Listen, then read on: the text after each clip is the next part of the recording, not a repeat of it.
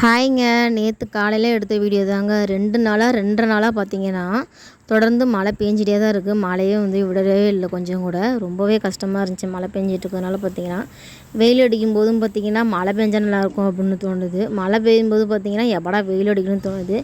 எதையுமே நம்மளால் சந்தோஷமாக எடுத்துக்க முடியாது. எல்லாமே கஷ்டம்தான்னு நல்லாவே புரிஞ்சுக்கிட்டேன். அதுக்கப்புறம் பார்த்தீங்கன்னா நேற்று என்ன சாப்பாடு செய்யணும்னு யோசிச்சுட்டே இருந்தேன். வீட்லேயும் பார்த்தீங்கன்னா ஒரு பீட்ரூட்டு ஒரு கத்திரிக்காய் தான் இருந்துச்சு. அதெல்லாம் போட்டு இந்த மழைக்கு செஞ்சு சாப்பிட்றதா ஐடியாவே இல்லை.